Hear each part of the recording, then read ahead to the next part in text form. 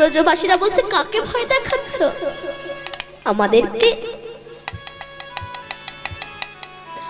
আমাদেরকে ভয় দেখাচ্ছ?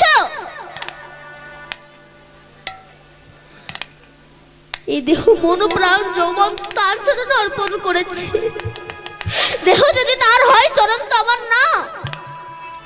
তার চরণের ধুলা সে মাগবে, আমাদের অপরাধ কোথায়? নিয়ে যাও চরণ ধুলা।